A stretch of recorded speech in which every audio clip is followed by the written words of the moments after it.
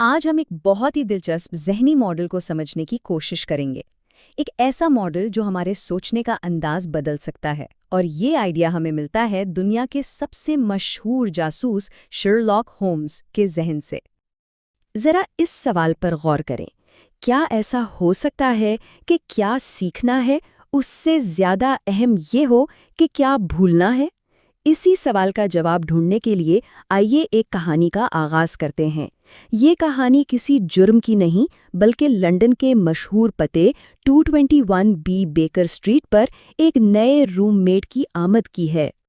تو کہانی شروع ہوتی ہے ڈاکٹر جان واٹسن سے۔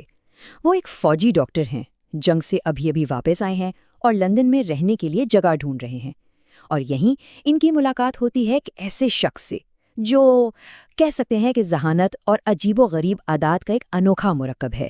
جی ہاں، شرلاک ہومز۔ واٹسن کو بہت جلد اندازہ ہو جاتا ہے کہ ان کا نیا روم میٹ کوئی عام آدمی بالکل نہیں ہے۔ اس کی عادتیں بڑی عجیب ہیں۔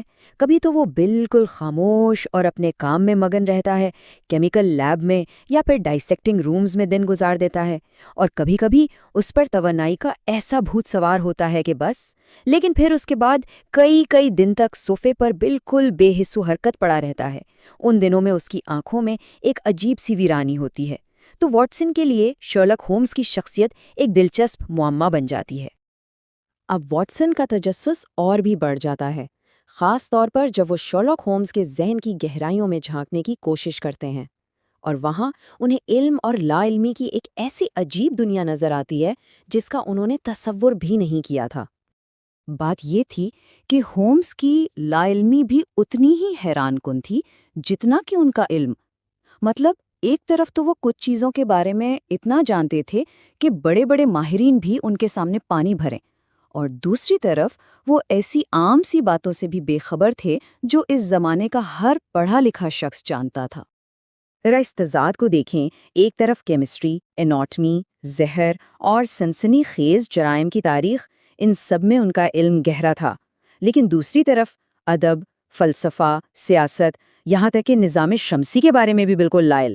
واٹسن کے لیے یہ بات ناقابل یقین تھی۔ تو واٹسن اس معمے کو سلجھانے کے لیے باقاعدہ ایک لسٹ بناتے ہیں جس کا نام رکھتے ہیں شرلاک ہومز ان کی حدود۔ وہ لکھتے ہیں ادب 0، فلسفہ 0، فلکیات 0، کیمسٹری گہرا، اناٹمی بالکل درست۔ وہ سوچ رہے تھے کہ شاید اس لسٹ سے ہومز کے پیشے کا کچھ سراغ ملے گا، لیکن یہ لسٹ تو اس معمے کو اور بھی زیادہ الجھا دیتی ہے۔ اور پھر وہ